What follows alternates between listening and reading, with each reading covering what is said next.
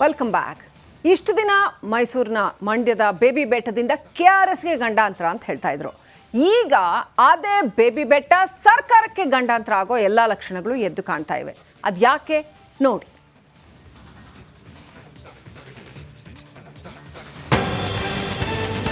ನಕಲಿ ದಾಖಲೆಗಳನ್ನ ಸೃಷ್ಟಿ ಇವರೇ ಮಾಡಿ ಇದು ಆರೋಪ ಸಾಬೀತಾಗಿದೆ.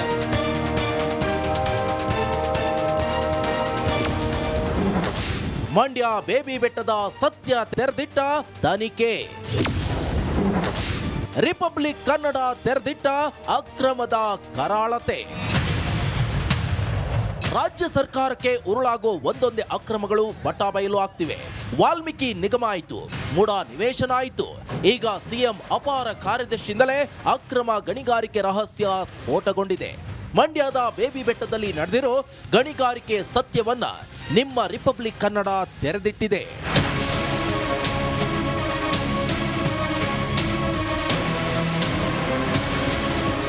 ಹೌದು, ಇಷ್ಟು ದಿನ ಬೇಬಿ ಬೆಟ್ಟ ಅಂದ್ರೆ ಇದರಿಂದ KRSಗೆ ಗಂಡಾಂತರ ಅನ್ನೋದಷ್ಟೇ ಸುದ್ದಿ ಇತ್ತು. ಆದ್ರೀಗ ಇದೇ ಬೇಬಿ ಬೆಟ್ಟದಿಂದ ಸರ್ಕಾರಕ್ಕೂ ಗಂಡಾಂತರ ಬಂದಿದೆ. ಇಲ್ಲಿ ನಡೆಯೋದೆಲ್ಲ ಅಕ್ರಮ ಗಣಿಗಾರಿಕೆ ಅನ್ನೋದು ಪಕ್ಕಾ ಆಗಿದೆ. ಈ ಹಿಂದೆ ಮಂಡ್ಯದಲ್ಲಿ ಜಿಲ್ಲಾಧಿಕಾರಿ ಆಗಿದ್ದ ಜಿಯಾವುಲ್ಲಾ ಈ ಅಕ್ರಮದ ಗಣಿಗಾರಿಕೆ ಹಿಂದಿದ್ದಾರೆ ಅನ್ನೋ ಬಗ್ಗೆ ಲೋಕಾಯುಕ್ತ ತನಿಖೆ ವರದಿಯಲ್ಲಿ ಉಲ್ಲೇಖವಾಗಿದೆ. ಲೋಕ ವರದಿಯಲ್ಲಿ ಏನಿದೆ, ಇನ್ನು ಲೋಕ ವರದಿಯಲ್ಲಿ ಏನಿದೆ ಅಂತ ನೋಡೋದಾದ್ರೆ, ಬೇಬಿ ಬೆಟ್ಟದಲ್ಲಿ ಅಕ್ರಮ ಗಣಿಗಾರಿಕೆ ನಡೆಸಿ ಲೂಟಿ ಹೊಡೆಯಲಾಗಿದೆ. ಅಕ್ರಮದಲ್ಲಿ ಸಿಎಂ ಅಪಾರ ಕಾರ್ಯದರ್ಶಿ ಜಿಯಾವುಲ್ಲಾ ಇದ್ದಾರೆ. ಈ ಮೊದಲು ಮಂಡ್ಯ ಜಿಲ್ಲಾಧಿಕಾರಿ ಆಗಿದ್ದ ಜಿಯಾವುಲ್ಲಾ ಹೆಸರು ಉಲ್ಲೇಖಿಸಲಾಗಿದೆ. ಇನ್ನು ಗಣಿಗಾರಿಕೆಯಲ್ಲಿ ಜಿಯಾವುಲ್ಲಾಗೆ 12 ಅಧಿಕಾರಿಗಳ ಸಾಥ್ ಕೊಟ್ಟಿದ್ದಾರೆ. ಬೇಬಿ ಬೆಟ್ಟ, ಚಿನಕುರುಳಿ, ಹೊನಗಾನಹಳ್ಳಿ ವ್ಯಾಪ್ತಿಯಲ್ಲಿ ಇದರ ಕುರಿತು ಕೇಸ್ ದಾಖಲಾಗಿದ್ದು, ಅಧಿಕಾರಿಗಳ ಕಳ್ಳಾಟವನ್ನ ತನಿಖಾ ವರದಿ ಬಯಲು ಮಾಡಿದೆ.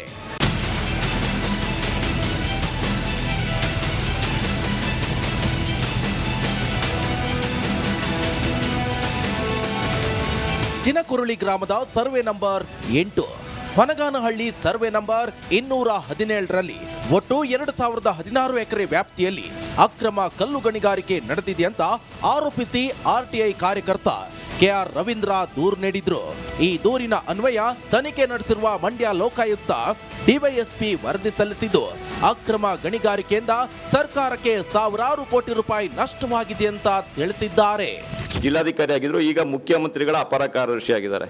ಇವರು ನಕಲಿ ದಾಖಲೆಗಳನ್ನ ಸೃಷ್ಟಿ ಇವರೇ ಮಾಡಿ 2000 ದೂರು ಕೊಟ್ಟ ನಂತರ ಇವರೇ ಏನು ಅನ್ಯಕ್ರಾಂತ ಮಂಜೂರಾತಿ ಮತ್ತೆ ಕ್ರಸರ್ಗಳಿಗೆ ಅನುಮತಿಯನ್ನು ಕೊಟ್ಟಿರ್ತಕ್ಕಂಥದ್ದು ಕಂಡು ಬಂದಿದೆ. ಇದು ಆರೋಪ ಸಾಬೀತಾಗಿದೆ. ನಕಲಿ ದಾಖಲೆ ಸೃಷ್ಟಿಸಿ ಅಕ್ರಮ ಕಲ್ಲು ಗಣಿಗಾರಿಕೆ ನಡೆಸಿದ್ದು ತನಿಖಾ ವರದಿಯಲ್ಲಿ ಸ್ಪಷ್ಟವಾಗಿದೆ. 300ರಿಂದ 400 ಜನರು ಈ ಅಕ್ರಮದಲ್ಲಿ ಭಾಗಿಯಾಗಿದ್ದು, ಬರೋಬ್ಬರಿ 4,000 ಕೋಟಿಗೂ ಹೆಚ್ಚು ಅಕ್ರಮ ನಡೆದಿದೆ ಅನ್ನೋ ಆರೋಪ ಕೇಳಿ ಬಂದಿದೆ. ಇದಕ್ಕೆ ಸರ್ಕಾರ ಅದ್ಯಾವ ರೀತಿ ಪ್ರತಿಕ್ರಿಯೆ ನೀಡುತ್ತೋ, ಭ್ರಷ್ಟರಿಗೆ ಅದು ಹೇಗೆ ಬ್ರೇಕ್ ಹಾಕುತ್ತೋ ಕಾದು ನೋಡಬೇಕಿದೆ. ಆನಂದ್, ರಿಪಬ್ಲಿಕ್ ಕನ್ನಡ, ಮಂಡ್ಯ. ವೀಕ್ಷಕರೇ, ಹೀಗೆ ವಾಲ್ಮೀಕಿ ನಿಗಮದ ಬ್ರಹ್ಮಾಂಡ ಭ್ರಷ್ಟಾಚಾರ ಬಗೆದಷ್ಟು ಬಯಲಾಗ್ತಾ ಇದೆ. ಅಕ್ರಮದ ಹಣದಲ್ಲೇ ಬಸನಗೌಡ ದದ್ದಲ್ ಭೂಮಿ ಖರೀದಿ ಮಾಡಿದ್ರಾ? ಇಡಿ ಅಧಿಕಾರಿಗಳಿಗೆ ಸಿಕ್ಕಿರೋ ಸಾಕ್ಷಿಗಳೇನು? ಇಲ್ಲಿದೆ ನೋಡಿ ದದ್ದಲ್ ಸಂಪತ್ತಿನ ಸೀಕ್ರೆಟ್ ಕಹಾನಿ.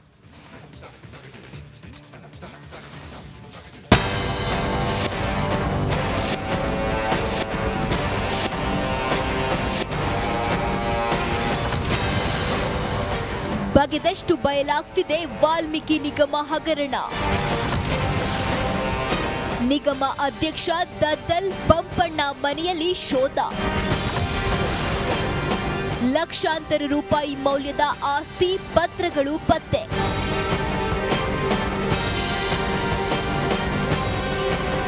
ವಾಲ್ಮೀಕಿ ನಿಗಮದಲ್ಲಿ ನಡೆದ ಬ್ರಹ್ಮಾಂಡ ಭ್ರಷ್ಟಾಚಾರ ಕಾಂಗ್ರೆಸ್ನಲ್ಲಿ ಹಲ್ಚಲ್ ಎಬ್ಬಿಸಿದೆ.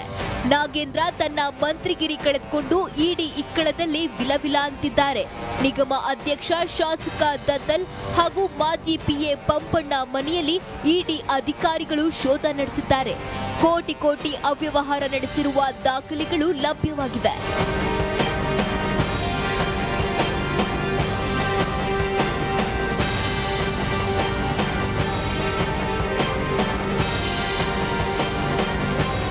ಇನ್ನು ವಿಪರ್ಯಾಸ ವಿಪರ್ಯಾಸ ಸಂಗತಿ ಅಂದ್ರೆ ವಾಲ್ಮೀಕಿ ಹಗರಣ ನಡೆದ ವೇಳೆಯೇ ದದ್ದಲ್ 4 ಎಕರೆ 31 ಗುಂಟೆ ಜಮೀನು ಖರೀದಿಸಿದ್ದ ಎನ್ನಲಾಗಿದೆ.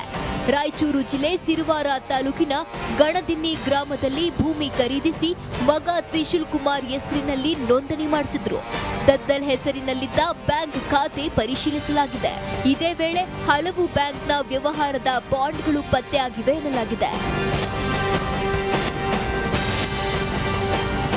ಭೂಮಿ ಮಾರಿ ಮನೆ ಖರೀದಿಸಿದ ಲಕ್ಷ್ಮೀ ದೇವಿಗೆ ಇಡಿ ಅಧಿಕಾರಿಗಳು ಮನಿ ಲಾಂಡ್ರಿಂಗ್ ಆಕ್ಟ್ ಅಡಿ ಸಮನ್ಸ್ ಜಾರಿ ಮಾಡಿದ್ದಾರೆ. ಬೆಂಗಳೂರಿನ ಇಡಿ ಕಚೇರಿಗೆ ವಿಚಾರಣೆಗೆ ಬರುವಂತೆ ಸಮನ್ಸ್ ಜಾರಿಗೊಳಿಸಲಾಗಿದೆ. ಕಾರ್ತಿಕ್ ಹಾಗೂ ಆಂಜನೇಯ ಎಂಬುವವರಿಗೆ ಲಕ್ಷ್ಮೀದೇವಿ ಭೂಮಿ ಮಾರಾಟ ಮಾಡಿದ್ಲು. 3 ಕೋಟಿಗೂ ಹೆಚ್ಚು ಹಣ ಪಡೆದಿದ್ಲಂತೆ. ವಾಲ್ಮೀಕಿ ಹಗರಣದ ಸುಳಿಯಲ್ಲಿ ಕಾಂಗ್ರೆಸ್ ನಾಯಕರು ವಿಲವಿಲ ಅಂತಿದ್ದಾರೆ. Bureau report, republic Kannada. ನಮಸ್ಕಾರ, ಇದು ನಿಮ್ಮೂರಲ್ಲಿ ಆರ್ ಕನ್ನಡ. ನಾನು ಶ್ರೀಲಕ್ಷ್ಮಿ ರಾಜ್ಕುಮಾರ್. ವಾಲ್ಮೀಕಿ ನಿಗಮದಲ್ಲಿ ನಡೆದಿದೆ ಎನ್ನಲಾದಂತಹ ಬ್ರಹ್ಮಾಂಡ ಭ್ರಷ್ಟಾಚಾರ ಸಿದ್ದರಾಮಯ್ಯ ಸರ್ಕಾರದಲ್ಲಿ ಬಿರುಗಾಳಿಯನ್ನು ಎಬ್ಬಿಸಿದೆ. ಈಗಾಗಲೇ ಮಾಜಿ ಸಚಿವ ನಾಗೇಂದ್ರ ವಿಕೆಟ್ ಪತನ ಆಗಿದೆ. ನಕಲಿ ಖಾತೆಗಳನ್ನು ಸೃಷ್ಟಿಸಿ ಲೂಟಿ ಮಾಡಿರುವ ಹಣವನ್ನ ಬಳ್ಳಾರಿ ಲೋಕಸಭಾ ಚುನಾವಣೆಯಲ್ಲಿ ಬಳಕೆ ಮಾಡಲಾಗಿದೆ ಅನ್ನುವಂಥ ಸ್ಫೋಟಕ ಮಾಹಿತಿ ರಿವೀಲ್ ಆಗಿದೆ.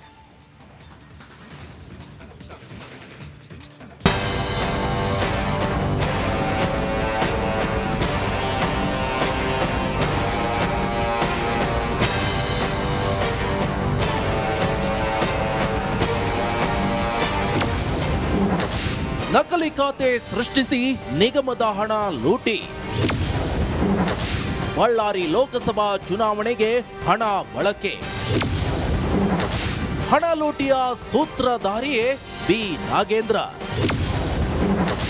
ರಿಪಬ್ಲಿಕ್ ಕನ್ನಡದಲ್ಲಿ ಇಡಿ ತನಿಖೆಯ ಡೀಟೇಲ್. ವಾಲ್ಮೀಕಿ ನಿಗಮದಲ್ಲಿ ನಡೆದಿರುವ ಬ್ರಹ್ಮಾಂಡ ಭ್ರಷ್ಟಾಚಾರ ಸಿಎಂ ಸಿದ್ದರಾಮಯ್ಯ ಸರ್ಕಾರಕ್ಕೆ ನುಂಗಲಾರದ ತುತ್ತಾಗಿದೆ. ಶಾಸಕ ನಾಗೇಂದ್ರ ಇಡಿ ಖೆಡ್ಡಾದಲ್ಲಿ ವಿಲವಿಲ ಅಂತಿದ್ದಾರೆ. ದೊಡ್ಡ ಕುಳಗಳ ಹೆಸರು ಹೊರಬರುತ್ತೆ ಅನ್ನೋ ಚರ್ಚೆ ಕಾಂಗ್ರೆಸ್ನಲ್ಲೇ ಜೋರಾಗಿದೆ. ಮಾಜಿ ಸಚಿವ ನಾಗೇಂದ್ರ ಒತ್ತಡದಿಂದ ನಕಲಿ ಖಾತೆ ಸೃಷ್ಟಿಸಿ ನಿಗಮದ ಹಣ ಲೂಟಿ ಮಾಡಲಾಗಿದೆ. ಬಳ್ಳಾರಿ ಲೋಕಸಭಾ ಚುನಾವಣೆಗೆ 20.19 ಕೋಟಿ ಬಳಸಲಾಗಿದೆ. ಇದಕ್ಕೆ ಸಂಬಂಧಿಸಿದ ಎಲ್ಲ ಸಾಕ್ಷ್ಯಗಳನ್ನ ಇಡಿ ಜಪ್ತಿ ಮಾಡಿದೆ. ಈ ಬಗ್ಗೆ ರಿಪಬ್ಲಿಕ್ ಕನ್ನಡಕ್ಕೆ ಉನ್ನತ ಮೂಲಗಳಿಂದ ಮಾಹಿತಿ ಲಭ್ಯವಾಗಿದೆ. ಈ ಒಂದು ಪ್ರಕರಣದಲ್ಲಿ ನಿಮ್ಮ ಪಾತ್ರ ಇಲ್ಲ ಅಂತ ಹೇಳಿದ್ರಿ.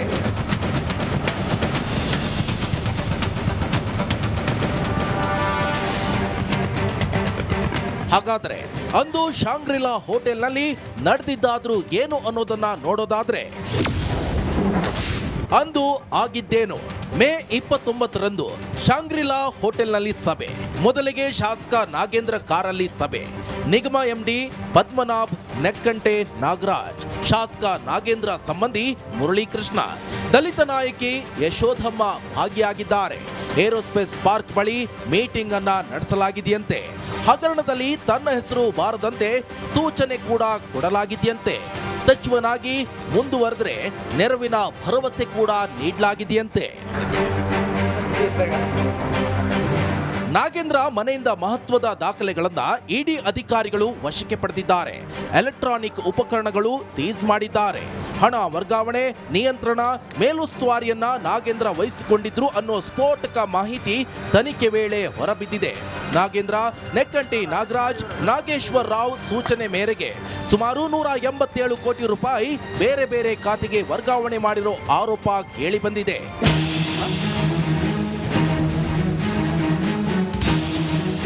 ಕಾಂಗ್ರೆಸ್ ಶಾಸಕ ನಾಗೇಂದ್ರ ಸರ್ಕಾರಿ ನಿಧಿ ಲೂಟಿಗೆಂದೇ ಶಾಂಗ್ರಿಲಾ ಹೋಟೆಲ್ನಲ್ಲಿ ರಹಸ್ಯ ಸಭೆ ನಡೆಸಿದ್ರು ಅನ್ನೋ ಸ್ಫೋಟಕ ಮಾಹಿತಿ ರಿವೀಲ್ ಆಗಿದೆ. ಇಡಿ ತನಿಖೆಯಲ್ಲಿ ಇನ್ನು ಯಾವೆಲ್ಲ ಮಾಹಿತಿಗಳು ಹೊರ ಬರುತ್ತೋ ಅನ್ನೋದನ್ನ ಕಾದು ನೋಡಬೇಕು. Bureau report, republic Kannada.